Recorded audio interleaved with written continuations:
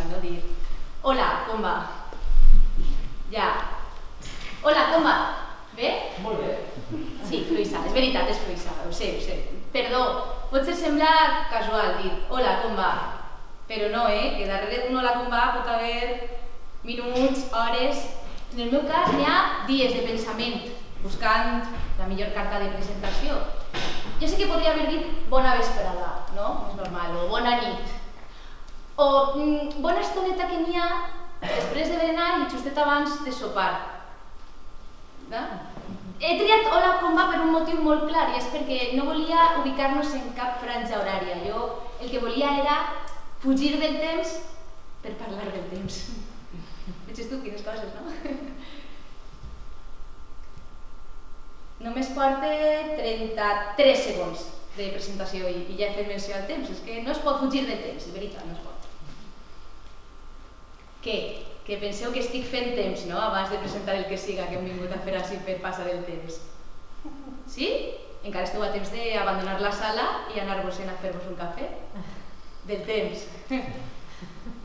Serà bona, Bé, estem a temps d'aprofitar el temps i el temps passa volant, així que comencem, no? Sí. Temps. Hola, com va? Benvinguts i benvingudes a En Tres Temps, converses al voltant del temps. Això és un projecte de comitès escèniques que va néixer al confinament de la pandèmia de la Covid-19, quan a les nostres cases el temps passava lent. No sé vosaltres, però a mi me passava molt lent. I ens farem la pregunta de què és el temps. Anarem més enllà, què era el temps des de la vessant artística, des de la vessant científica, en qüestions filosòfiques, geològiques, històriques, i d'això va entre els temps, de fer-nos preguntes. Farem un cicle de 4 xerrades, totes al voltant del temps, i ajuntarem en un escenari a persones que tenen a veure amb l'escena amb d'altres que no. Avui l'escenari és la Sala Carme Teatre, moltes gràcies Carme Teatre. Raül, on estàs?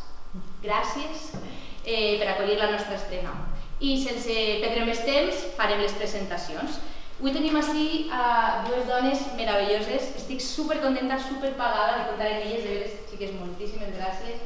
De fet, Pilar en concret ha vingut corrents des de Madrid, ha agarrat un AVE i ara tornarà en AVE, així que anem a contratemps. Esta és nova, me l'he inventat avui. Vos presente, en primer lloc, a Pilar G. Almansa, vos conte un poquet la seva carrera, que és extensa. Pilar G. Almansa és doctoranda en Estudis Teatrals per la Universitat Complutense de Madrid sobre tecnologies interactives aplicades a les arts escèniques, llicenciada en Direcció d'Escena i Dramatúrgia per la RESAT i en Ciències de la Informació per la Complutense. Especialitzada en creació col·lectiva pel, ara me diu si ho he dit bé, Central School of Speech and Drama de Londres i en teatre comunitari pel Hackney Community College, també de Londres. Muy ¿Sí? bien. ¿Pasable? Muy bien. Gràcies. Directora de teatre, productora, dramaturga i docent, membre fundador de companyies com Criacuervos i la Pitbull, amb un bon grapat de reconeixements com la candidatura als Max, al millor autoria revelació al 2019, o el premi a millor direcció del Festival de Teatre Vegas Bajas, la setmana passada, justet, amb l'obra Mauthausen, entre d'altres. Benvinguda, Pilar, bienvenida. Muchas gracias. Muchas gracias por venir. I la nostra altra convidada és Anna Cros. Llegiré sobre tu, un poquet. Sí? Llicenciada en Ciències Físiques per la Universitat Autònoma de Madrid i doctora en Física per la Universitat de València, on és catedràtica de Física Aplicada i directora de l'Institut de Ciència de Materials. Investiga sobre nanomaterials semiconductors per a aplicacions optoelectròniques i fotovoltaiques com les fonts LED ultraviolats per a desinfectar. Ho he dit bé? Era el que més por me donava, dir-me aquestes coses. És membre del grup de treball de Física Arquímedes, que promociona l'ensenyament de la física, i presidenta de la secció local de València de la Reial Societat Espanyola de Física. Amb tot això, encara li dona temps de tocar la flauta travessera. Moltes gràcies per venir, Anna. I jo soc Lucía Ibar, soc actriu, soc membre de Teatre de l'Abast i faré de mediadora en aquestes xerrades. Estic molt contenta d'estar així amb vosaltres i res. Començarem, però abans, després de fer les presentacions, potser vos pregunteu que què tenen a veure una física i una dramaturga? Doncs molt més del que penseu. Això és un físic i un autor que es troben a l'espai-temps. Sembla un acudit, no? Doncs no ho és de veres. Va ser Einstein, és el científic, i Lorca és l'autor. En 1923 estava Einstein de torner fent les seues exposicions relativistes. Ai, si jo m'equivoque, tu després ja me corregissis, fent les seues converses i xerrades sobre el relativisme i aquestes coses, i va coincidir en Lorca en la residència d'estudiants de l'Espanyol, exacte. Lorca va quedar captivat, va quedar boig amb les idees relativistes, i d'allà va sorgir la idea de fer aquesta obra tan famosa, que és Así que pasen 5 años, que és una bogeria, és una meravella, és molt onírica, juga amb el present, el passat, el futur, fugint del temps i de l'espai. Jo m'imagine que Lorca volia fer un experiment físico-dramàtic. Però a mi, en realitat, de veres, el que m'agrada imaginar és que quan van coincidir es conegueren.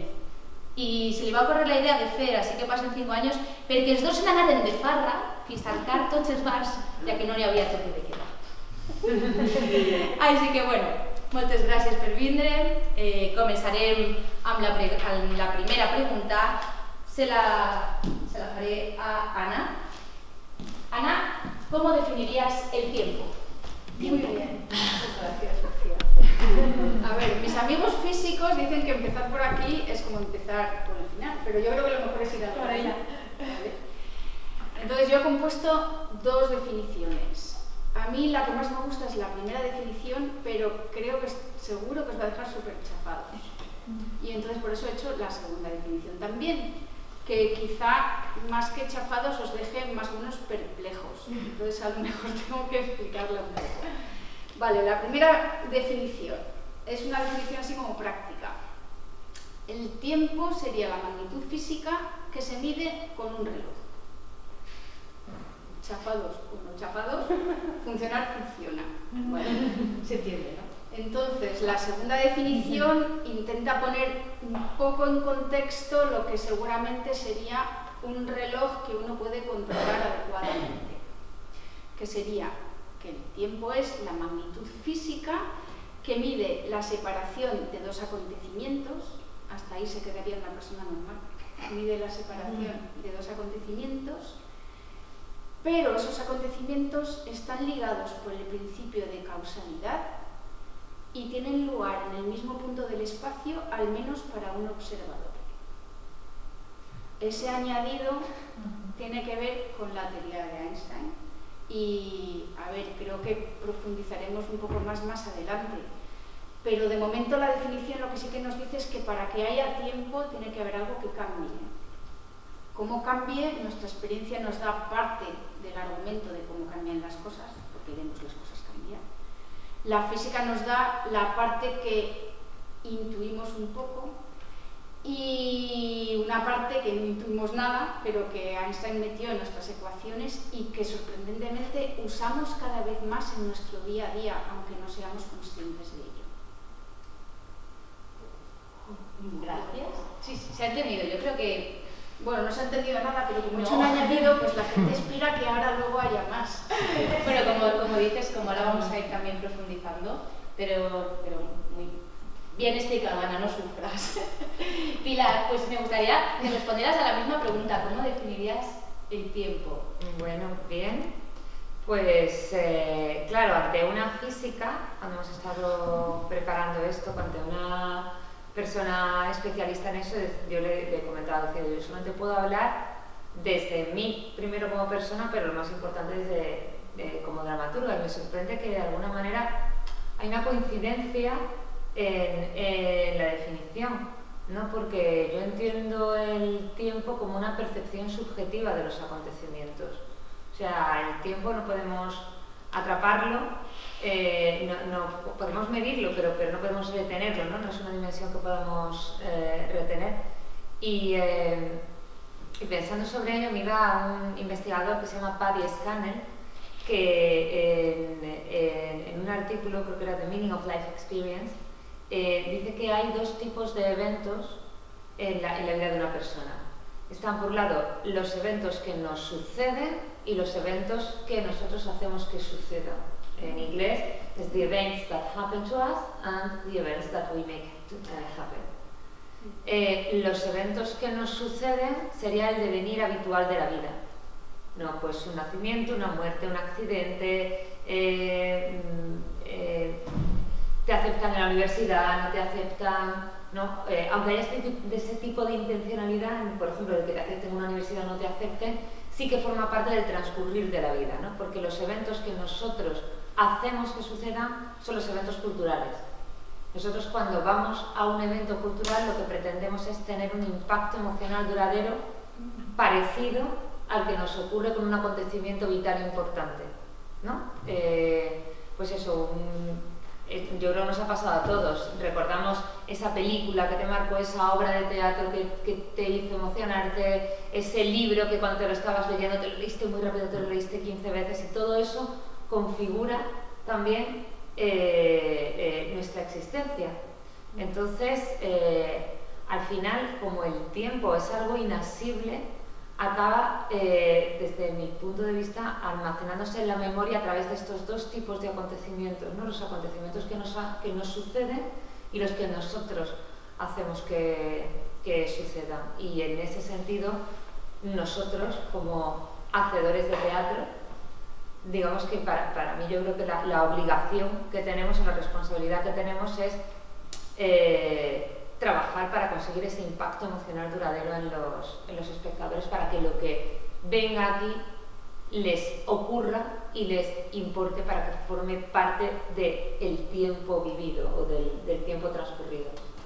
Como si pudiéramos elegir, ¿no? Que esto sea tiempo elegible, ¿no? Algo así. No sé si exactamente tiempo, o sea, me cuesta mucho trabajo porque la definición del tiempo se me resulta muy escurridiza. Tenía aquí algunas cosas, ¿no? Porque por un lado, digamos que está todo eso que tiene que ver con la memoria, por lo inasible del tiempo, ¿no? Por lo que decía antes, no es exactamente tiempo elegido, sino hacer meaningful time, o sea, hacemos que el tiempo tenga significado, ¿no?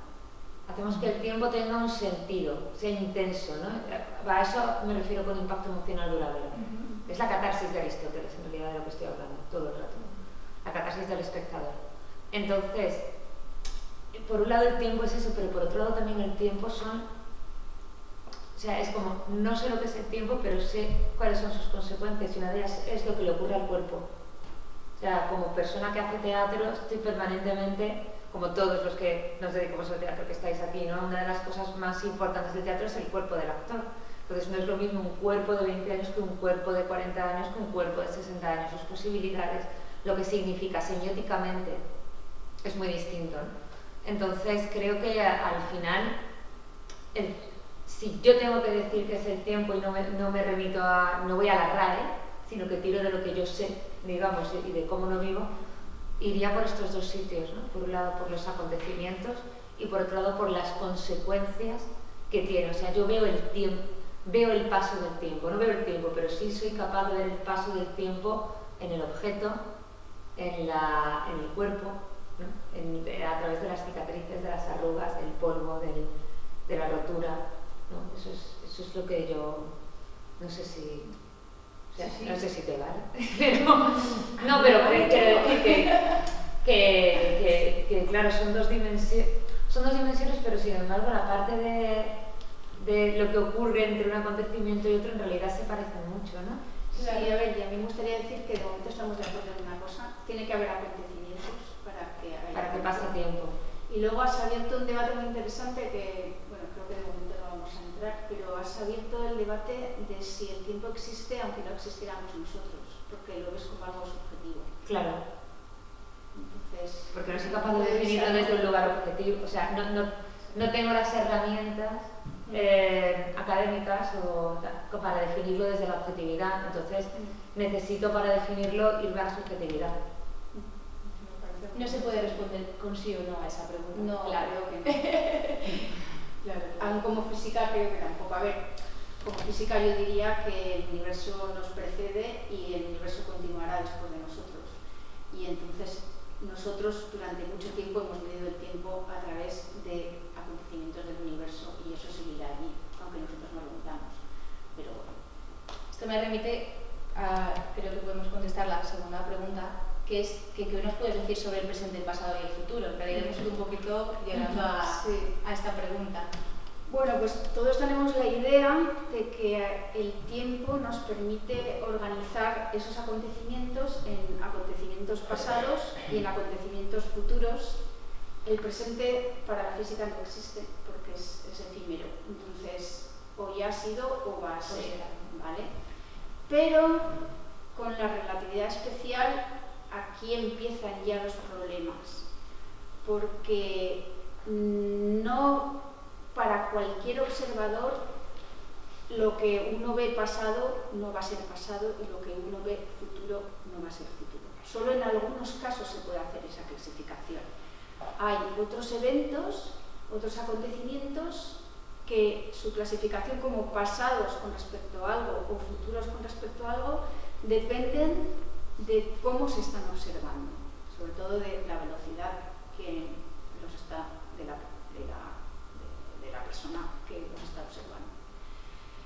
Únicamente cuando esos acontecimientos están ligados por el principio de causalidad, es decir, uno es causa del otro, o es posible que ese principio de causalidad se diera, o sea, de alguna forma hay una conexión entre ellos, en ese caso, para cualquier sistema de referencia se pueden clasificar como pasado el que ejerce la causa y futuro el que es el efecto de esa causa. O sea, hay un grupo de acontecimientos donde no se puede hacer esa clasificación y eso es un cambio muy grande en lo que es el paradigma del tiempo, que nos afecta seguramente de alguna manera. Seguramente. No sé, bueno, a mí me afecta mucho, pero ha afectado nuestra forma de entender el mundo. Sí. Entonces hay una serie de acontecimientos que sí que podríamos, digamos, incluir dentro de esto, ¿no? De la causa genera el efecto, pero el resto de acontecimientos, ¿no? ¿Podrías poner un ejemplo de qué acontecimiento no tiene causa y efecto? O sea, para una mente como, yo que sé, la mía, que no entiendo, no lo puedo entender, ¿no? Que vale, pues haya causa y efecto. Estamos aquí hablando y dentro de un rato entregarán una serie de premios en otro sitio, ¿vale? Vale. Entonces no tiene ninguna relación una cosa con la otra. Entonces, vale, dependiendo del sistema, dependiendo de cómo se comporte el observador, es decir, la velocidad a la que puede ir ese observador y en qué dirección vaya, pues puede observar un acontecimiento antes que el otro. Y no hay ningún problema filosófico en nada.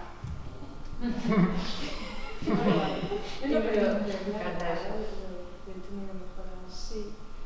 Obviamente no nos va a pasar a nosotros, que de momento estamos despacito, aquí sentados en la silla, ¿vale? Estas cosas ocurren cuando uno va a un cierto porcentaje grande, o sea, con respecto a la velocidad de la luz, pues 0,1 la velocidad de la luz, 0,1 ya empiezan a saber cosas, pero y bueno, pensamos que estamos quietos,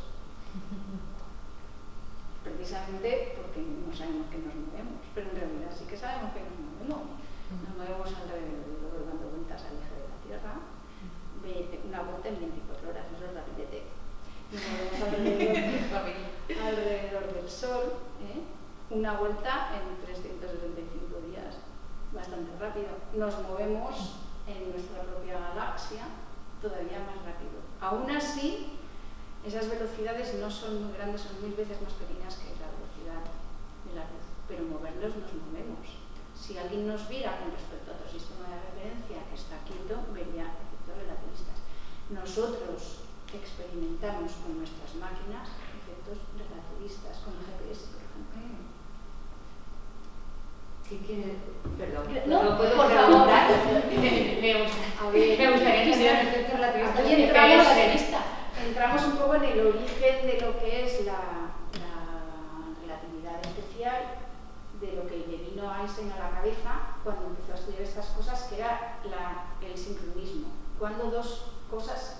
al mismo tiempo. Y eso es un poco el origen de todo esto, ¿vale? Cuando tú quieres posicionarte en la Tierra utilizando los GPS, necesitas una triangulación entre las tres satélites, tres satélites, que envíen simultáneamente la señal a un determinado sitio. La simultaneidad depende de muchísimas cosas, pero esa señal se envía a la velocidad de la luz y tarda un rato en venir. No viene así, ya está. Lo instantáneo no existe. Entonces, para poder saber dónde estás y cruzar las tres señales de tres GPS que están muy lejos de nosotros y además se están moviendo, necesitas hacer correcciones relativistas a la detección de esa señal. Lo que se detectan son señales y tiempos. Y entonces tú sabes dónde estás. Si no se hicieran esas correcciones relativistas, el error sería entre 1 kilómetro y 10 kilómetros, dependiendo de dónde estés. Y nosotros queremos que nos diga, ¿estás al lado de...? Claro, si no nos vale de nada. Claro, que es entre carne, teatro, para saber exactamente dónde estás. Pues eso. Esas correcciones se usan constantemente. O sea, forman parte de nuestro día a día y no somos ni conscientes. No somos conscientes, pero se usan, sí. O sea, que gracias a Einstein tenemos GPS. No, bueno, o sea, hay mucha otra gente. No, gracias a Einstein el GPS funciona con mucha mejor aproximación que si poco utilizáramos Newton. Claro, sí. Qué fuerte. Fíjate, estaba de farra por ahí con Lorca. Bueno, pues Pilar, gracias Ana. ¿Puedes decirnos tú sobre el presente y el pasado y el futuro en dramaturgia? Pues en dramaturgia presente, o sea, al final estamos hablando todo el rato de causa y efecto, ¿no? O sea, hay muchas cosas que veo que acaban siendo concomitantes, ¿no? El presente, pasado y futuro en dramaturgia, yo lo entiendo o lo abordo a la hora de estar escribiendo una historia concreta, ¿no? Y además hay una diferencia entre la historia y la trama. Quiero decir que cuando tú yo no puedo sustraerme cuando estoy escribiendo de la secuencialidad. O sea, es imposible no ser secuencial en teatro, porque además, o sea, es imposible ser secuencial en general en la vida. Pero el teatro no es un arte, contiene espacio, pero no es un arte solamente espacial, ¿no? O sea, no ves el cuadro completo y ya está, sino que tienes que ser secuencial. Entonces, presente, pasado y futuro dentro de una dramaturgia tiene que ver con el orden de presentación de los acontecimientos, ¿no?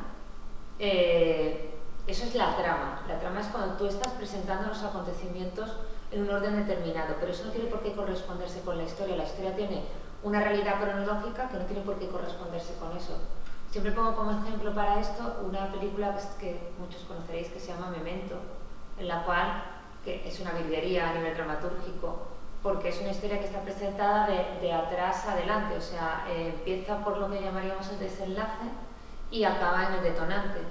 Lo que ocurre es que en realidad está concebida como que el detonante es el principio y el desenlace va al final, aunque vaya yendo hacia atrás en el tiempo. Con lo cual tú en dramaturgia puedes estar jugando con la temporalidad real mediante la presentación de esa temporalidad real dentro de tu historia. Por ejemplo, ayer vi una película de estas que no van a ir a ningún lado, pero que me recordó a esta charla. Se llama Premonición, la protagoniza Sandra Bullock y Julian McMahon. Entonces es de una mujer que cada día que se despierta está en un día de la semana distinto. Pero para ella la continuidad temporal sí sigue. O sea, en Memento, nosotros como espectadores somos los que asistimos realmente a que esa historia se va desenvolviendo hacia atrás en el tiempo. Pero aquí no, aquí hay un personaje dentro de la historia que está viviendo como una historia desordenada. Entonces, claro, se vuelve tarumba, porque de repente un día su marido está muerto, al día siguiente está vivo, no se entera de nada hasta que empieza a tomar conciencia de que le está pasando eso. Lo asume con una naturalidad pasmosa, tengo que decir. Que es lo que hace que la película pues tenga su aquel, ¿no? Que es como, porque lo único que le importa es salvar a su marido, ¿no? Entonces, claro, es un personaje que sí está manteniendo su línea temporal, pero la relación causa-efecto no la tiene. Entonces ella tiene que ir investigando, se convierte en un momento dado casi en un thriller en el que va intentando investigar cómo ha muerto su marido. Entonces me pareció muy interesante precisamente por la charla de hoy, ¿no? Cuando lo vi dije, mira, esa diferencia entre la historia y la trama, y también lo que comentamos, ¿no? Lo del tema de Hohakiu, que voy a pasar a explicar. Cuando estuvimos preparando la charla, hablando precisamente de la presentación, ¿no? de esta temporalidad que no puede sustraerte la dramaturgia, normalmente en la dramaturgia aristotélica y en la dramaturgia occidental se habla de principio, nudo y final, ¿no? O desencadenar. Luego cuando vienen los de guión y empiezan a complicarlo todo un poco, pero al final es lo mismo, ¿no? El detonante, tal, entonces siempre es la presentación, nudo y desenlace tradicional. Lo que ocurre es que eso asocia inmediatamente a la narrativa, o sea, lo asocia de alguna manera a una linealidad en la presentación temporal.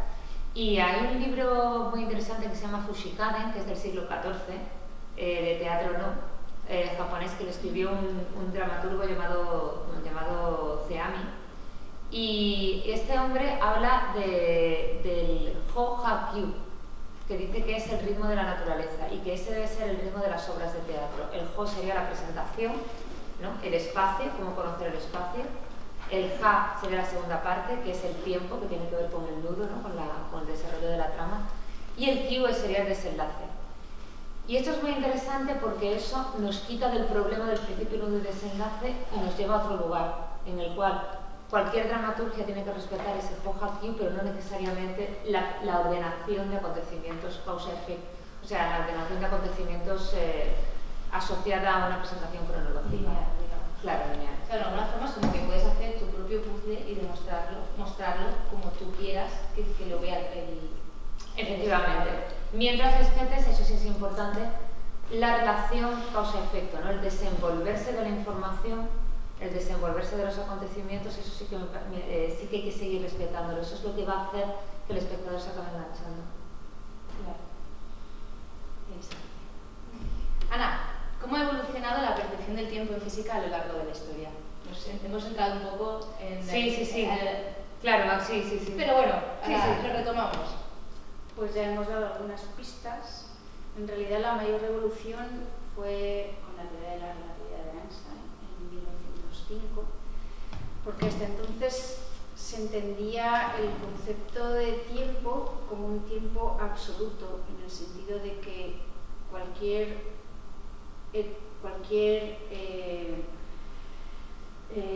separación entre dos acontecimientos que midiera cualquier observador iba a ser el mismo, no iba a depender de cuál fuera el observador. Mientras que con la llegada de Einstein esto cambia radicalmente y depende de cómo son las condiciones del observador. Esto sería la primera vez en la que cambia. La segunda vez sería con la relatividad general, que seguramente hablaremos un poco más adelante. Entonces sí que me gustaría decir que entrar en las consecuencias de la relatividad especial es complicado, pero entender sus fundamentos es, desde mi punto de vista, muy sencillo. Y una vez que crees esos fundamentos, lo que hay que hacer es meterlos en la casuística de la matemática y creerte lo que sale. Y eso es lo que hacemos un poco los científicos. Si tú estás seguro que se cumplen una serie de premisas, pues lo metes en el aparato matemático. Nuestro lenguaje, la forma de comunicarnos con la naturaleza, debemos interpretarlas con el lenguaje matemático. Entonces esas premisas las metes en el lenguaje matemático y lo que sale te lo crees. No solo te lo crees, sino que además es una ciencia experimental. La física lo tienes que cotejar con los experimentos. Y ahora mismo, hemos cotejado muchísimo con los experimentos. No todo se ha cotejado, pero hay muchísimas veces. Esto funciona genial. Quizá no sea la última teoría, pero es una teoría que mejora claramente lo que teníamos antes. Entonces sí que me gustaría contaros las dos premisas en las que se basa la relatividad especial. La primera es que la velocidad de la luz es un invariante en el vacío, obviamente. ¿Qué significa eso? Vamos a considerar primero algo que no es un invariante. Pues Yo voy en un tren y saco por la ventana la mano y tiro una pelota. Y ya está, para abajo y ya está. Bien. Lo ve alguien de fuera y ve que la pelota, cuando cae, está cayendo para abajo, pero se mueve con la misma velocidad que el tren, ¿no? O bien nosotros vamos en el tren y pegamos un salto para arriba y caemos en el mismo sitio. A mí eso me sorprendía muchísimo de pequeña. A ver, yo, eso de... estás en algo que se mueve y pegas un salto y, bueno, para mi forma de entender el mundo en aquella época, si saltabas lo suficiente, el tren tenía que seguir y tú seguías en el sitio. Y tú, o sea, tirarte para atrás. Pues no. Esa experiencia la tenemos todos. Newton explicaba eso diciendo que tú ya vas a la velocidad del tren, entonces, aunque subas para arriba, bajas para abajo, ya vas con la velocidad del tren y te quedas al mismo sitio. ¿Vale? ¿Qué pasa con la luz? Con la luz pasa que, aunque tú vayas subido en el tren, si enciendes una linterna, el que está parado fuera mide la misma velocidad de la luz que si él mismo enciende una linterna. Y ahí es donde empiezan los problemas. O sea, si te crees eso, ya tienes un problema, porque ciertas cosas no van a funcionar como funcionaban para Newton. ¿Por qué nos creemos eso? Einstein no lo sabía, pero un poco antes, en 1887 creo que fue a finales del siglo XIX, hubo un experimento muy famoso de óptica de dos señores, Michelson y Morley, que intentaron medir la velocidad de la luz, como nosotros nos movemos alrededor del Sol, pues dijeron, pues me pongo mirando para allá y mido la velocidad de la luz, y luego me pongo mirando para el otro lado y mido la velocidad de la luz, y me pongo mirando para allá, y todo el rato salía la misma velocidad. Y entonces eso no cuadraba ni por casualidad. Entonces, ahora hay muchos experimentos que nos indican que la velocidad de la luz no solo es un invariante en el vacío, obviamente, o sea, que es la misma para cualquier observador que se mueve a velocidad constante, sino que es la máxima velocidad a la que se puede transmitir cualquier cosa en el universo. Ahí una. Ese es el primer principio. Si te lo crees, ¿qué haces? Pues lo coges y lo metes en las ecuaciones. El otro principio es un principio que se basa en uno que ya había dicho Galileo, o sea, hace muchísimo tiempo. Galileo dijo que las leyes de la mecánica, es decir, lo que son los movimientos y este tipo de cosas, tenían que ser las mismas independientemente de que el observador estuviera quieto o se moviera con velocidad uniforme. Velocidad uniforme es que va recto y va siempre igual, ¿vale? Si te torces ya no es uniforme. Y si acelera. ¿Qué hizo Einstein? Cogió ese principio y dijo, esto no sirve solo para la mecánica, para los movimientos. Esto va a servir para todas las leyes de la física. Y entonces dijo que o sea, si tú ibas en un sistema inercial, o sea, en un sistema moviéndote a velocidad uniforme, tú de ninguna forma, con ningún experimento, podías saber que te estabas moviendo. Ningún experimento de la física, ya no de la mecánica, de la física.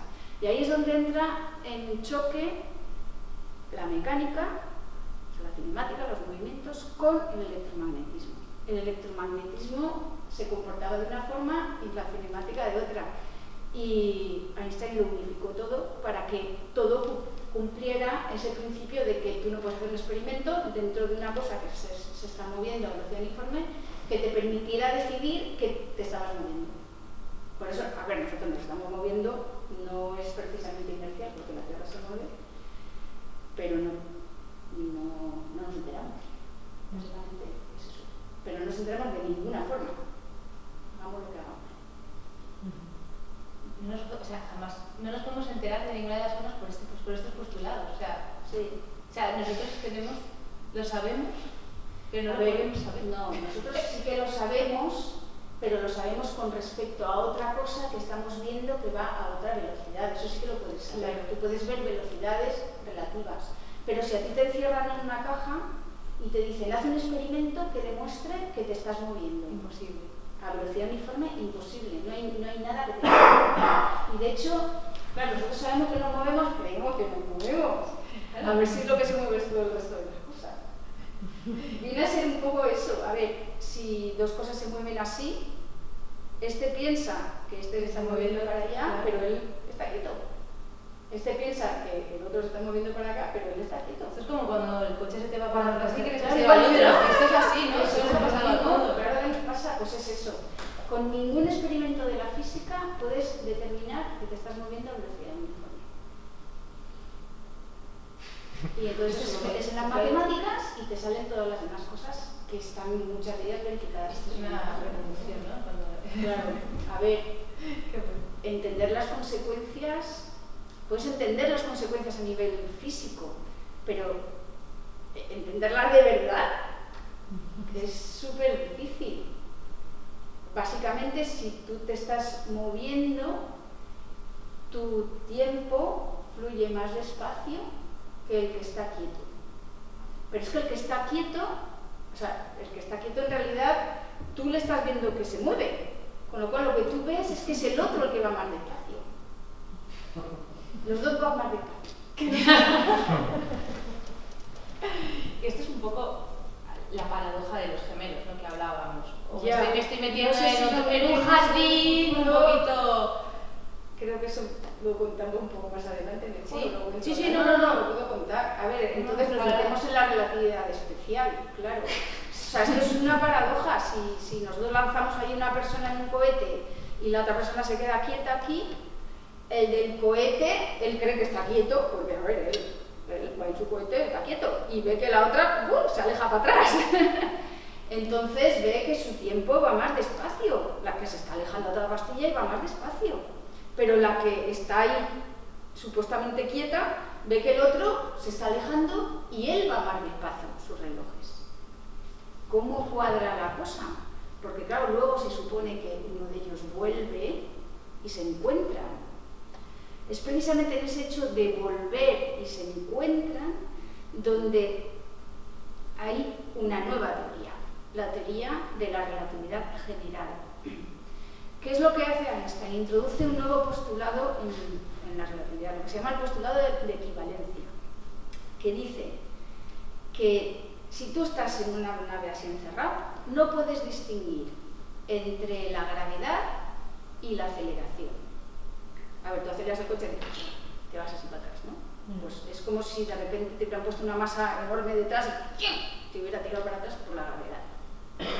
Entonces ese principio de equivalencia es el que permite hacer que la paradoja de los gemelos no sea una paradoja, porque uno de ellos tiene que frenar, dar la vuelta, volver a acelerar y volver. Y en ese proceso ya no está en un sistema inercial, en ese proceso está en un sistema que es acelerado. Y entonces se rigen las leyes de la relatividad general. Y cuando está acelerado, esa aceleración o esa gravedad también cambia cambia el ritmo de todos los tiempos, el biológico, todos los tiempos, todos los acontecimientos cambian. Y ya que me he adelantado, que me he emocionado yo, si medimos los tiempos cuando llega el otro a la Tierra, claro, el más joven es el que se ha dado se ha ido por ahí y ha vuelto. que eso se puede llegar a medir, ¿no? Dijimos, con relojes de tesio blanco. A ver, estas cosas se han medido, se miden de muchas formas diferentes. Ya con los postulados de la relatividad especial, nosotros sabemos que hay partículas que vienen del Sol, ¿no? Que tienen un cierto tiempo de vida media, por ejemplo los muones. Bueno, hay muchas partículas, se llaman rayos cósmicos, nos están bombardeando todo el rato, no nos enteramos porque no nos hacen nada, porque nos protege la atmósfera, vaya, fuera de la atmósfera nos harían algo más y eso es un problema que tienen los astronautas. Pero bueno, llegan estas partículas a nosotros, pero esas partículas tienen un tiempo de vida media y se desintegran, ¿vale? Y si miras cuánto recorrerían esas partículas, pues un puñado de kilómetros, pero vienen desde el Sol, que está en el quinto pino. ¿Por qué? Porque vienen muy rápido, a fracciones de la velocidad de la luz.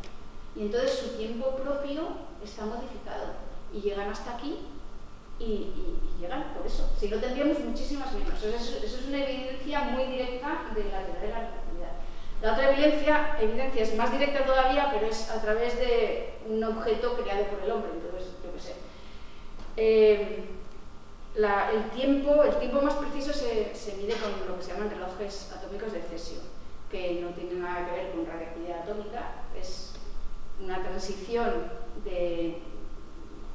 en el átomo de cesio, que es un electrón que cae de un sitio a otro, y emite una cierta luz, emite radiación electromagnética, y lo que hacemos para medir el tiempo con mucha precisión es medir cuántos ciclos de esa radiación electromagnética ocurren en un determinado tiempo.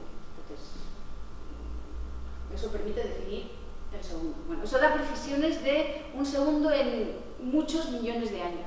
O sea que esos relojes son súper ajustados. Entonces, ¿qué se ha hecho? Se han subido estos relojes a aviones comerciales, normas y corrientes, hombre, comerciales que van de aquí a Madrid, pues no, porque es muy poco tiempo y entonces la diferencia no se puede medir, son aviones que se cruzan en el Atlántico, ¿vale?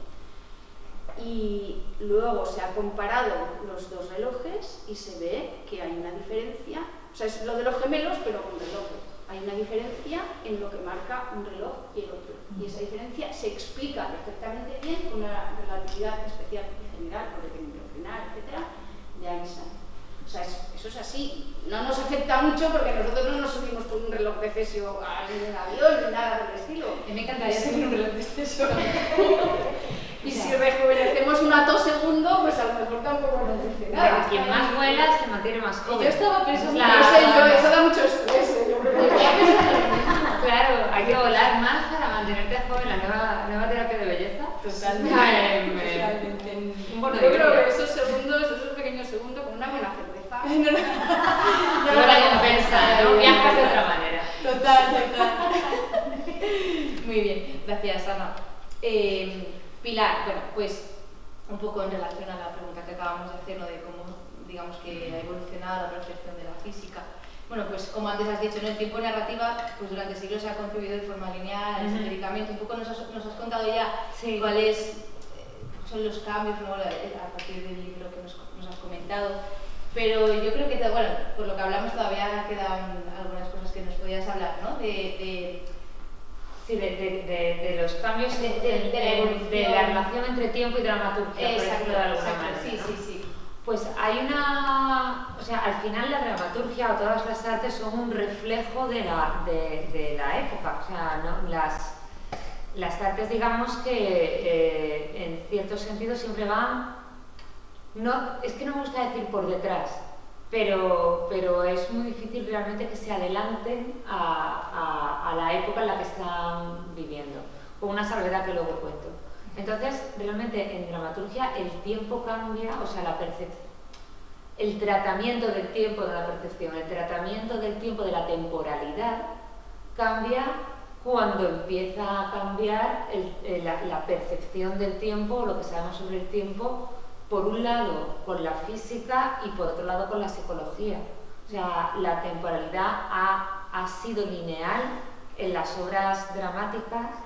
O sea, siempre ha sido de ir hacia adelante, ¿no? Desde el principio hasta el final, hasta que por un lado cambia esa percepción del tiempo gracias a la física, empieza a aparecer la relatividad. Tú misma has hablado, ¿no? De cómo Lorca intenta reflejar esa temporalidad nueva en una dramaturgia. Eso, claro, Moratín no podía hacerlo, Claro. porque es que no se había descubierto. Entonces, todo esto que hay ahora de los flashbacks y tal, no sé cuánto, tiene que ver con eso, pero también tiene que ver con la psicología y cuando se empieza a investigar los sueños con Freud, ¿no? Cuando empezamos a ver que existe no solamente o sea, cuando empezamos a ahondar en la subjetividad, volvemos un poco al mismo sitio que decías tú antes, ¿no? Cuando se empieza a ahondar en la subjetividad y se empieza a percibir que lo subjetivo también construye tiempo. ¿No? Y estamos hablando de percepción de tiempo, cosa que posiblemente antes, aunque existiera, no se enunciaba. Entonces, al no enunciarse, no se convertía en realidad. Y ahí, un poco, pues a finales del 19 y principios del 20, que es cuando se produce todo el cambio, además son coetáneos, más o menos, ¿no? Freud y decir Newton. Einstein. Freud y Einstein son más o menos coetáneos. Entonces, ahí se produce una revolución que no solamente afecta a la dramaturgia, realmente todas las vanguardias beben de muchos sitios, ¿no? Pero hay una ruptura muy grande cuando ocurren estas dos cosas, cuando empezamos a darnos cuenta de la potencia de la subjetividad y de que el mundo tampoco es como habíamos pensado que era hasta ese momento. Hay una revolución perceptiva y eso se transmite a las artes. O sea, Dalí no podría haber pintado lo que pintó sin el psicoanálisis. Es que es imposible, porque no puedes concebirlo, ¿no? Entonces, siempre estás dentro de los límites de lo que... O sea, uno siempre se dice que más que escribir lo que quiere, escribe lo que puede. O sea, yo escribo lo que me permite mi competencia lingüística, mi dedicación, mi experiencia vital, mis conocimientos. O sea, con todo eso yo escribo, y yo escribo lo que puedo, y dentro de lo que puedo lo que elijo, ¿no? Pero escribes lo que puedes. Y dentro de todo eso también existen los valores dominantes de tu época y existen los límites perceptivos comunes a tu propia época. Y de ahí es muy difícil salirse, excepto en el caso de la ciencia ficción. Es el único lugar donde posiblemente la imaginación no solamente va antes que la ciencia, sino que a veces es predictiva de la ciencia. Esto es una pasada, es una barbaridad. Claro, es que es el único lugar. Hay dos tipos. La ciencia ficción, yo cuando hablo de la ciencia ficción, yo doy talleres de ciencia ficción, soy muy militante de la ciencia ficción, porque me parece que la ciencia ficción es el género más político que existe, porque es el único género que te permite pensar en toda una sociedad. O sea, es coger el sí mágico de Stanislavski del actor, ¿no? El sí de ¿qué pasaría si mi tío hubiera matado a mi padre y se casara con mi madre? ¿No? Y tenemos ahí a Hamlet, ¿no? En lugar de eso, te permite el sí mágico de una sociedad completa. Es ¿qué pasaría si la modificación genética fuese algo ampliamente conocido y pudiéramos elegir niños que no tuvieran enfermedades y tal? Entonces empiezas a tirar del hilo y te sale Gattaca, que es una maravilla dramatúrgica, porque además coincide en Gattaca que el conflicto del protagonista es el conflicto de la sociedad. O sea, no hay que identificar ciencia ficción con un setting, ¿no? Que es a veces lo del, no sé, Star Wars. Pues sí, es ciencia ficción, pero realmente técnicamente tiende casi más a la fantasía, porque hay premisas científicas que es que no se pueden cumplir, por lo menos a día de hoy. O sea, mientras que la ciencia ficción coge una premisa de una ciencia dura o de una ciencia blanda, o sea, hard sciences, que es física, química, biología, etcétera, o de una soft science, que serían, pues eso, sociología, psicología, etcétera. Entonces la llevas hasta sus últimas consecuencias. Y ahí sí que se puede convertir en predictor, o bien desde las distopías, ¿no? que sería un tipo de ciencia ficción, o bien desde cosas a lo mejor mucho más sencillas, que es el gran caso de Julio Verne, ¿no? Que es el del que hablábamos. Del que hablábamos, ¿no? O sea, Julio Verne imagina el submarino antes de que sea posible construir un submarino. Y luego va el científico y dice, ¡ay, alguien ha imaginado esto! Y va dando los pasos para que eso pueda ser factible. O hablando de Star Wars, que no es ciencia ficción, pero bueno, las HoloLens ya salían en Star Wars, ¿no? El holograma de la princesa Leia era una HoloLens, o sea, eso son todas estas gafas que hay ahora de realidad mixta, ¿no? Que te pones, las Google Glasses y tal, pues eso hace 40, bueno, no sé cuánto, 40 años, ¿no? Más o menos de Star Wars, eso ya estaba ahí. Entonces es el único lugar cuando nos ponemos a imaginar dónde vamos por delante. Si no, en cuanto a percepción, pero incluso dentro de eso, es muy interesante, perdón, voy a la ciencia ficción, pero es que es muy interesante, hablando de tiempo, como también cada época tiene su propia proyección de lo que va a ser el futuro a nivel estético y a nivel ético. O sea, sí, que a veces vemos películas en el futuro y dices, hemos llegado a ese año y no ha sido así. ¿Te refieres a esto, no? Me refiero a eso, y porque cada uno entiende cada época entiende como futurista una estética distinta también, ¿no?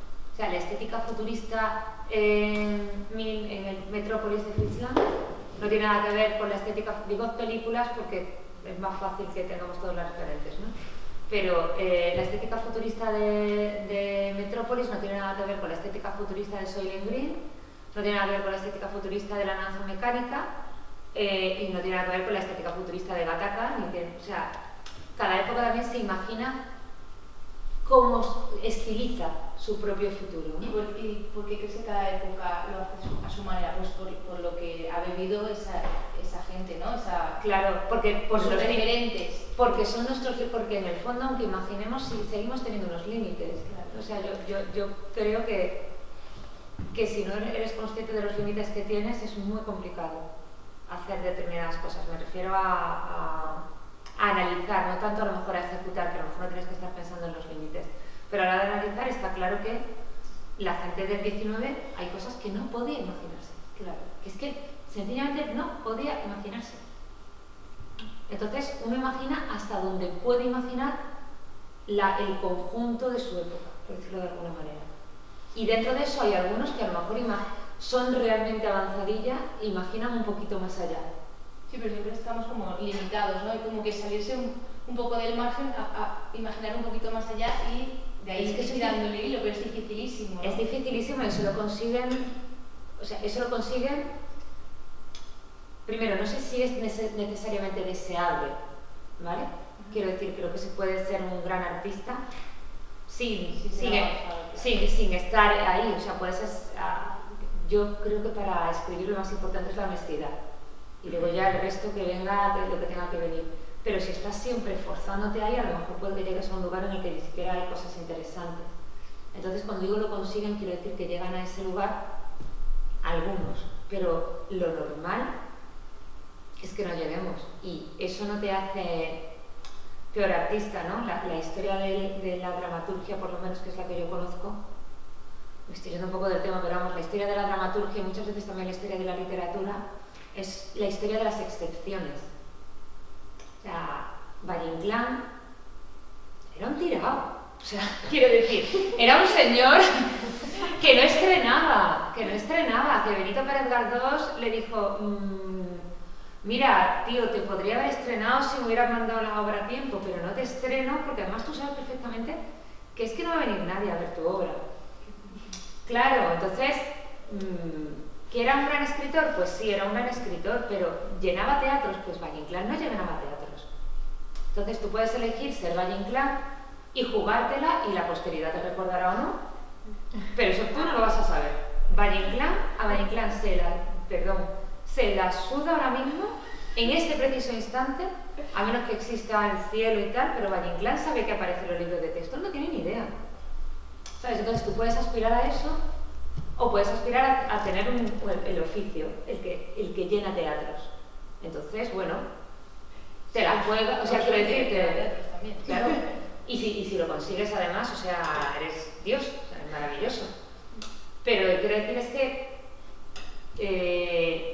el teatro en concreto es un sector que necesita de la copresencia y lo cual implica contemporaneidad. Entonces, si todos somos Valle-Inclán, los teatros estarán vacíos, de verdad. Y entonces no habrá nadie que recuerde a Valle-Inclán en el futuro diciendo, vale, esta obra no era para esta época, pero es para esta. Claro. Si se vacían todos los teatros porque todos queremos ser Valle-Inclán, de verdad, no habrá nadie nadie hablará de nosotras cuando hayamos muerto. Claro, entonces creo que sí, creo que no tenemos que intentar ser todos la excepción avanzadilla, ser todos vanguardia, no, pues habrá gente que lo haga y gente que no, y todos están contentos. O sea,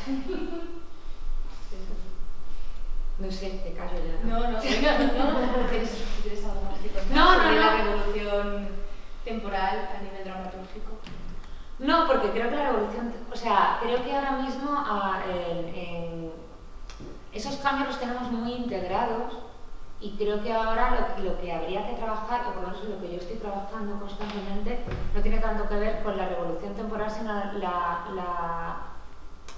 que en el fondo también lo es, sino la simultaneidad o sea, la atención simultánea entre dos fuentes de emisión.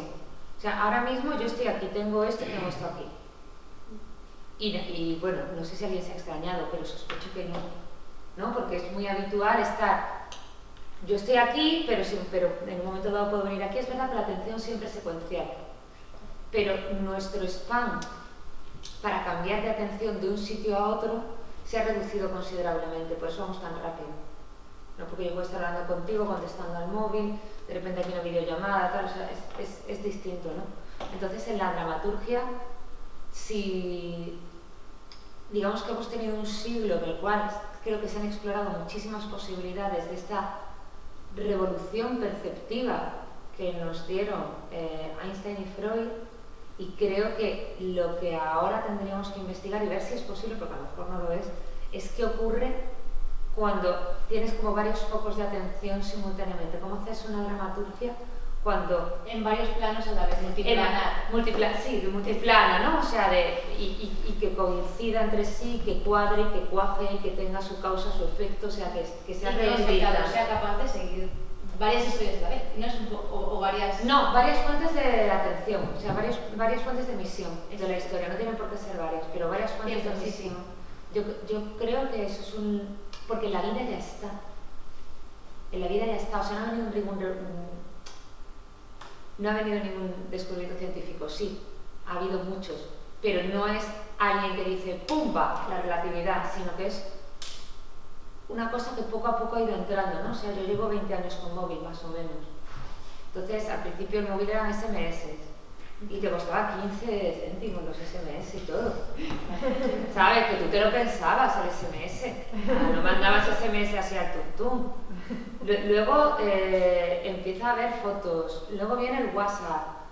O sea, yo recuerdo que estuve una vez con un chico y justo me acababa de poner WhatsApp, y yo estaba acostumbrada a que mando un SMS, me gusta a alguien, le mando un SMS al día y ya está, y de repente me acuerdo un día que me mandó 5 WhatsApp seguidos y yo dije, este está loco. Porque hay una percepción de la comunicación, ¿no? De la frecuencia, de la intensidad de la comunicación. Entonces, ya está integrado, ya alguien te manda 5 WhatsApps y no te parece un... Y este chico, de hecho, no está loco ni nada, era una persona completamente normal, una bellísima persona, muy listo y muy todo, pero yo decía, Dios mío, por favor, y me agobié. Tu percepción en ese momento de que esto no estaba, claro, naturalizado. No estaba naturalizado porque yo era una antigua que estaba con los SMS todo el rato. Claro. Pilar, yo creo que, o sea, porque has hablado de la multiplanariedad, me parece muy interesante, yo creo que sí que es algo que se está investigando. ¿Tú lo consideras como algo novedoso? O sea...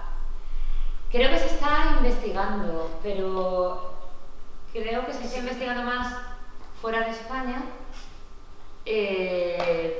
y creo que trae un problema, pero esto ya no tiene que ver con el tiempo, sino con las condiciones materiales de producción del teatro. Y es que la manera de investigarlo requiere recursos y una inversión que no siempre va a ser rentable. O sea, a lo mejor se podría llegar súper lejos en la dramaturgia, sí. En esto nuevo que es, ¿no?, la multiplanariedad, pero que a lo mejor no hay recursos aún. Claro, no sé, por eso digo que esto ya sería como otro debate, porque es la rentabilidad de las artes escénicas, ¿no? Para el año que viene. Por eso digo que esto es un melón que no tenemos tiempo realmente, porque sí, imagínate que lo resolviéramos, pero no lo vamos a resolver. Muy interesante. Conversación pendiente para... Conversación pendiente. Yo quería retomar una cosa que me has recordado tú antes cuando hablabas de las películas, y en un momento dado has citado la muerte. Entonces, sí, creo que cuando lo de... Y el marido estaba muerto y luego estaba vivo, ¿no? Sí, lo de... a ver, hay una cosa muy importante que no he mencionado hasta ahora, que es por qué el tiempo fluye siempre hacia adelante. Es algo que en la dramaturgia no ocurre, porque tú puedes hacer que las cosas sucedan en desorden, por ejemplo, ¿no? Sí, pero siempre voy a ser secuencial. Ya. Pues esa secuencia, yo he mencionado el principio de causalidad, causa-efecto, eso es una forma de ordenar el tiempo, pero hay otra forma de ordenar el tiempo que predicen las leyes de la física y que curiosamente se predicen a través de ecuaciones que no contienen el tiempo para nada. Y es lo que se llama la entropía. El principio de la entropía, que es el segundo principio de la termodinámica, nos dice que en un sistema aislado el universo es aislado. Nosotros, bueno, no tampoco el Sol, no estamos tan aislados. Bastante aislados estamos. Y dice que en un sistema aislado la entropía nunca disminuye, es decir, o sea, que da igual, que lo que suele hacer es crecer, ¿vale?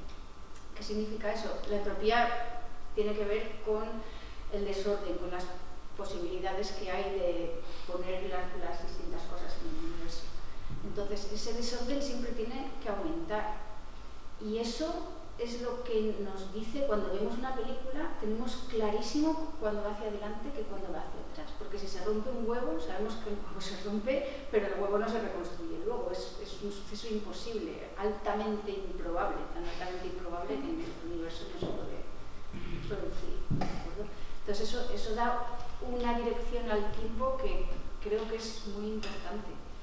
Y curiosamente hay muchos fenómenos en física en donde las ecuaciones que rigen esos fenómenos no contienen el tiempo y por lo tanto son fenómenos que podrían ir tanto para adelante como para atrás.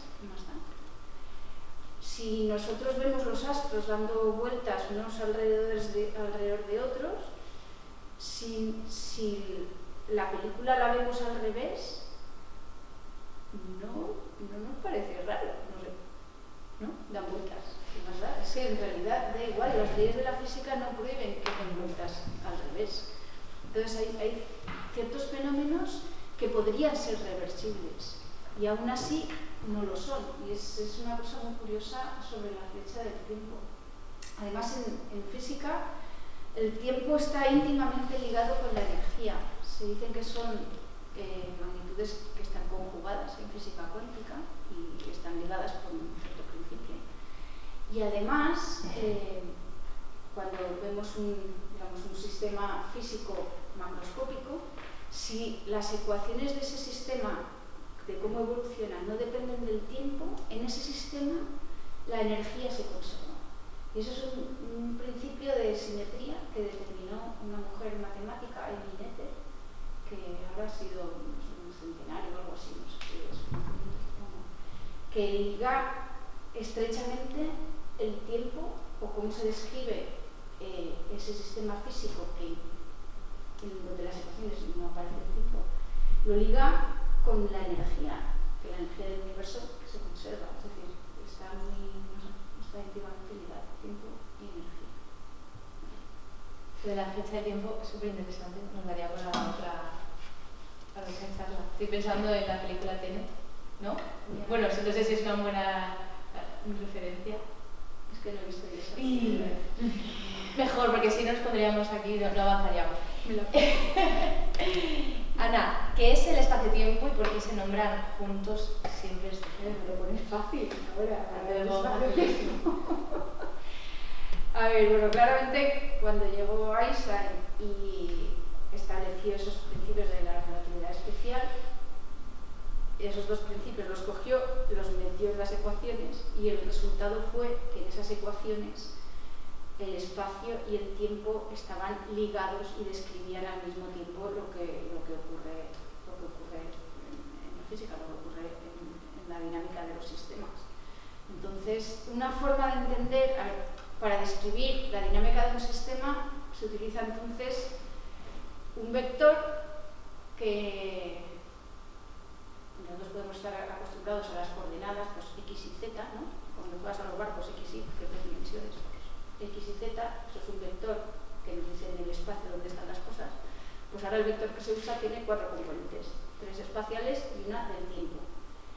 Y de esa forma, utilizando ese tipo de descripción, se llama cuadrivector porque tiene 4 componentes, pues utilizando ese tipo de descripción se consigue que las ecuaciones de la física cumplan los dos principios que introdujo Einstein. Es decir, que si yo estoy en un sistema inercial, no voy a poder decir de ninguna manera que estoy en un sistema inercial.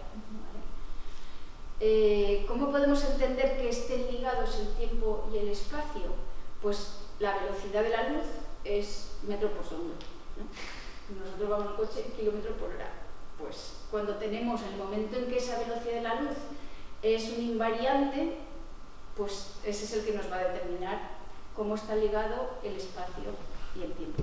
Y es un poco la forma de verlo, no es que lo veamos, lo entendemos un poco, pero eso es más o menos lo que sería. Luego, cuando introduce la relatividad general, la cosa se complica. O sea, porque entonces, al introducir la gravedad, el tiempo ya no de a qué velocidad puede ir tu sistema de referencia inercial con respecto a otro, sino que depende de dónde estés, porque si tienes mucha masa cerca, la gravedad aumenta y cuanto más gravedad hay, más despacio irá tu reloj.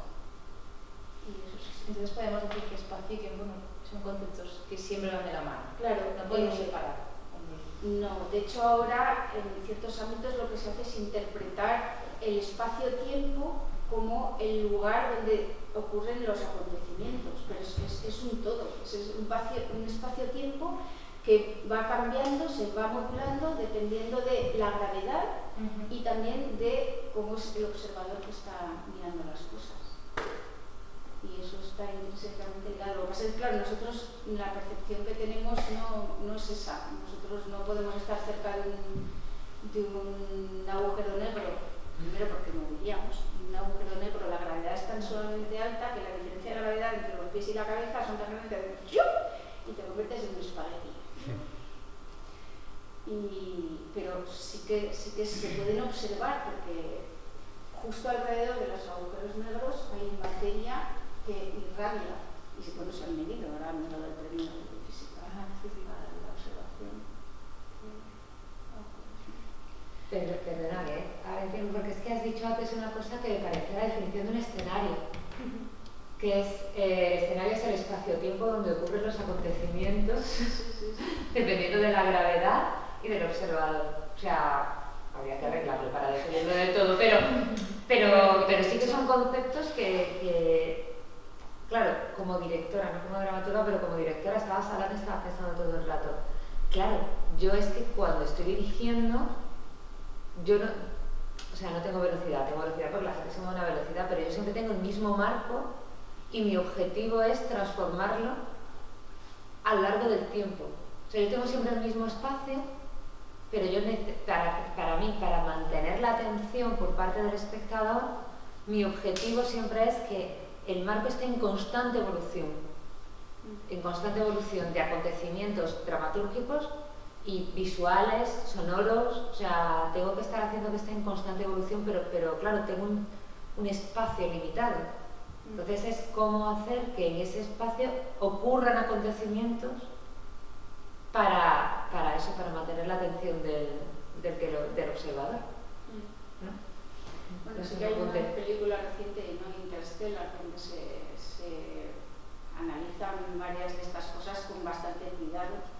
Creo que hay un momento donde aterrizan en un planeta donde la gravedad es enorme. Ellos caminan como si la gravedad a ver, pero vaya, con los tiempos y eso está bastante bien llevado. Y luego hay una representación cuando el protagonista está ya caído en el agujero negro y no sé cuántas cosas, no sé cómo sobrevivir, pero bueno, ahí está. Y hay una representación del espacio-tiempo en la que se ven, claro, cómo representar 4 dimensiones. Curiosamente nos extraña mucho, pero en realidad no debería extrañarnos tanto porque representamos 3 dimensiones en 2, estamos súper acostumbrados a hacer eso. Representamos 3 dimensiones en 2 sin ningún problema, nos educan para ver esas dimensiones en 2 desde pequeños. Entonces, representar 4 dimensiones en 3 matemáticamente no es tan difícil, el problema es que nosotros lo vemos y luego no vemos nada, ¿vale? Entonces ahí en la película lo que hacen es repetir los escenarios varias veces para representar la dimensión temporal. Y sí, es que yo he traído aquí el libro este, que es lo que yo quería enseñar, que se me ha olvidado, que se llama Planilandia. El libro de Planilandia es un libro que precisamente habla de dimensiones. De hecho, lleva el subtítulo de una novela de muchas dimensiones. Y en ella el autor, Edwin Abbott, que es una novela de 1884, él representa la sociedad en 2 dimensiones. Se inventa una sociedad de seres geométricos, pero está descrita desde las 2 dimensiones. Todos viven allí, todos, él describe más o menos cómo distinguir unos a otros, hay cuadrados, triángulos, etc. Pero hay un cuadrado que trasciende a su sociedad e intuye que puede haber sociedades de otras dimensiones. Y tiene contacto con una sociedad de una sola dimensión, que sería una línea, una sociedad de 0 dimensiones, que sería un punto, y con una sociedad que viene de fuera y que sería la tercera dimensión. Siempre son figuras geométricas, por lo tanto, la que representa la sociedad que viene de fuera es una esfera que cuando se queda inmersa en el mundo bidimensional, como son dos dimensiones, lo que se van viendo son cortes de un círculo, o sea, cortes de la esfera son un círculo, pero claro, a medida que la esfera va bajando a través del plano, el círculo va cambiando de diámetro y eso no le cuadra para nada, porque ellos en dos dimensiones no pueden ir relajándose y engordándose, ¿no? Y no solo eso, sino que una vez tiene contacto con ese mundo de 3 dimensiones, él dice, pues si hay 0 dimensiones, 1 dimensión, 2 dimensiones, 3 dimensiones, tiene que haber una 4ª dimensión. Y todo el mundo le toma por loco. Le toman por loco casi todo el rato, en Finlandia, pero bueno. Pero, ¿por qué no? O sea, nosotros tenemos esa 4ª dimensión que no influye demasiado en nuestras vidas porque nosotros no nos movemos muy rápido y porque no estamos cerca de un agujero negro. Pero vemos que sí que influye en nuestra vida por el GPS, es decir, el espacio-tiempo está allí. Entonces, no sé, que quería comentar lo del libro porque me parece una forma muy curiosa de ir trascendiendo distintas dimensiones e ir conectando unas con otras, que es difícil de visualizar, pero se puede. Además que cuando hablábamos en la videollamada, Pilar y yo estábamos alucinando, ¿no? O sea, dentro de cómo de una forma simple puede explicar algo que en realidad nos pasa a nosotros, ¿no? No podemos entender una cuarta dimensión. A ver, ya representarla matemáticamente seguro que no es tan difícil representar 4 dimensiones en 3, igual que representamos 3 dimensiones en 2, en el mismo organismo, 4 dimensiones en 3 se puede representar. Además que luego tú lo ves y no entiendes nada, porque no estás entrenado a entenderlo. Menos mal que está en la ciencia ficción. Ahí un poco conectando, ¿no? Claro, Interestelar es ciencia ficción. Claro. Por lo que hablábamos antes de que la ciencia ficción sí que puede a lo mejor representar un poco por delante de lo que no se ha llegado a ver, o bueno, aunque sea... Es que Interestelar en realidad técnicamente no sería... O sea, Interestelar no es Julio Verne, ¿sabes? O sea, Interestelar está, hasta donde yo sé, muy documentada y lo que han hecho es trasladar premisas científicas extendidas, o sea, que no son hipótesis de un cuadrado loco en un mundo de 2 dimensiones, ¿no? Lo que han hecho es coger esas premisas científicas y transformarlas en una historia que, claro, es ciencia ficción porque está basado en la ciencia, pero no es ese tipo de ciencia ficción predictiva, ¿no? No es un Gattaca, por ejemplo. Te entiendo, sí. O sea, en eso coges una premisa y de repente empiezas a imaginar algo que no existe y que tú eres como el primero que se lo imagina. No sé si me explico. O sea, en Interstellar las premisas son científicas y la búsqueda, pero casi todo lo que hay en Interstellar, hasta donde yo sé, quiero decir, ¿me entendéis? O sea, no es ese tipo, no es un Julio Verne que se imagina una movida que no existe, ¿sabes? No es un... O sea, no es eso. Es otro tipo de ciencia ficción. Es ciencia ficción más documental, ¿no? Es como traslado lo que ahora mismo es ampliamente conocido a una historia en la cual todo es verosímil, o sea, que la Tierra se convierta en un páramo estéril es verosímil y tal, es otro tipo de mecanismo, aunque se parece, es ligeramente distinto al mecanismo creativo. Tengo muchas preguntas que me surgen, pero como vamos un poquito... Cerramos este melón aquí, da para mucho. Te pregunto, la última pregunta, la diferencia entre tiempo y tempo y cómo te influye a ti en tu dramaturgia el paso del tiempo para contar tus historias. O sea, son en verdad 2 preguntas. Sí, son dos. Que las he aunado. Con tu permiso. Lo tiene. Bueno, la diferencia entre tiempo y tiempo yo creo que es muy fácil. O sea, el tiempo es la magnitud física que se mide con un reloj, ¿no? Que me lo he aprendido.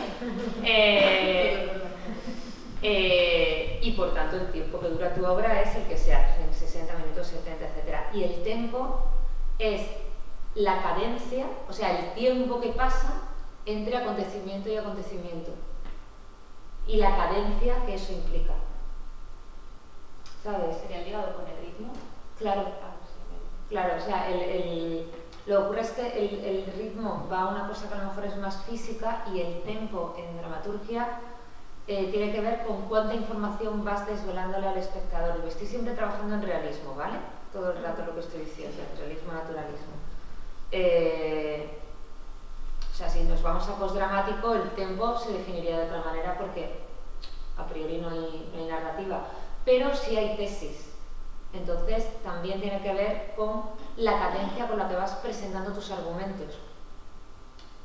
Entonces, si tú presentas tu tesis al principio de la función y no evoluciona, solamente tienes una tesis, el ritmo cae. Si tú presentas una idea al principio, 10 minutos después presentas otra, 10 minutos después te presentas otra, el público siempre une. Nosotros no podemos pensar sin encontrar el causa-efecto, porque estamos acostumbrados a ello. O sea, no nos podemos sustraer a nuestra lógica.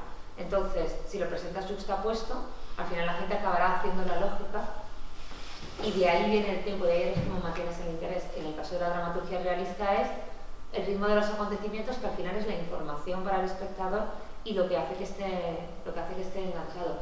Y eso es el tempo. De hecho, muchas veces dicen, ¿qué es lo que se dice? Qué lento es esto, tío, no pasa nada. Sí, claro. Eso es el tempo. Y a veces pasa lo contrario, mucha información, ¿no? O sea, es que no me entera de nada porque ha pasado tan rápido.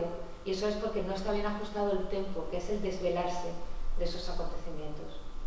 Y entonces, pasando a la segunda pregunta, tú cuando creas una obra, cuando estás escribiendo, ¿cómo trabajas el tiempo en tus obras? O sea, ¿el tiempo o el tempo?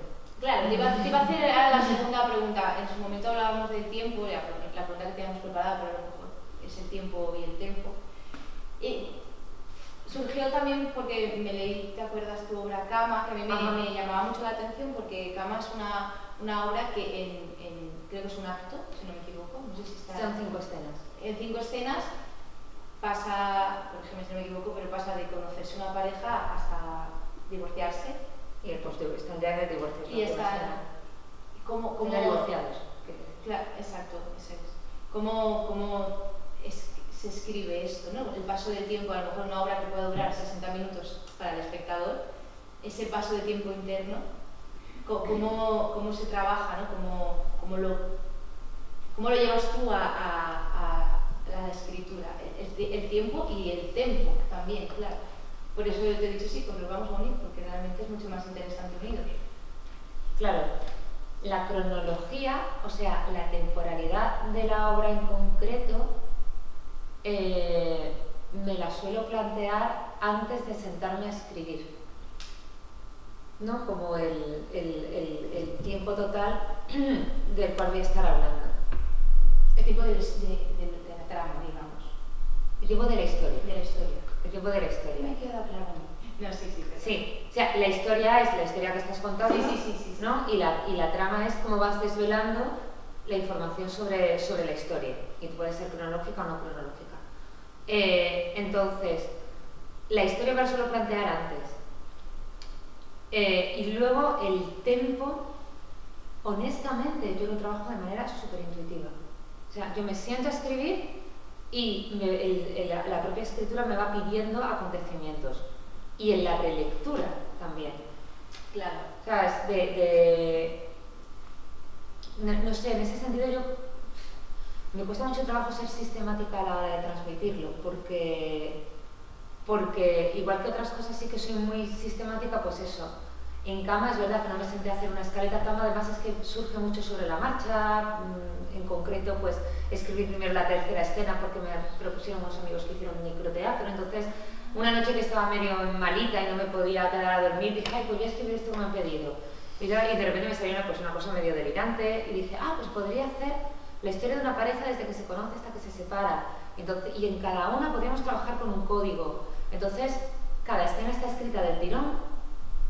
Solamente la segunda escena que están haciendo el amor, sí que estuve un buen rato porque va en verso y tal, entonces esa no la escribí del tirón. Esa fue venga, vamos a ver, ¿con qué rima beso? ¿Con queso? Pues venga, nos sentamos y lo escribimos, ¿no? Y la última, esa sí que, y además tuve dos dos versiones, porque la primera yo quería hacer una corriente de conciencia, o sea, como hacer el amor como una corriente de conciencia, ¿cómo se llamaba este tío? No me acuerdo, de la corriente de conciencia, William, no sé qué, se me ha ido. Bueno, que quería hacer una corriente de conciencia, pero cuando llevaba escrita página y media dije, los actores me van a odiar. Me van a odiar porque es que esto es completamente imposible de memorizar. Entonces me fui al verso para favorecer a mis pobres actores. Que yo leyéndomela pensé, qué texto tan difícil de memorizar. Siendo yo actriz, ¿no? Pensé. Sí. Me puse, me pareció súper Pues chula. Además está publicada, ¿verdad? Dijiste. Sí, también está Es publicada. maravillosa. Me gustó mucho, de verdad. Muchas gracias. Pero me pasó esto justo. Que Claro, pues era peor. O sea, era peor porque eran 2 folios de corriente de conciencia y dije, Pilar, párate, porque es que esto te lo van a tirar a la cara, te lo van a escupir. Entonces me fui al verso porque recordé un profesor mío que decía, el verso es una manera de ordenar el pensamiento. Y dije, bueno, pues, y coló bastante bien. Entonces esa tuvo 2 versiones y la última escena también tuvo 2 versiones. Una en la que volvían. Ah, mira. Y otra en la que... y esto es tal cual lo estoy contando, esto es muy personal, pero se lo pasé a mi chico y me dijo, tienen que romper. Era como de verdad.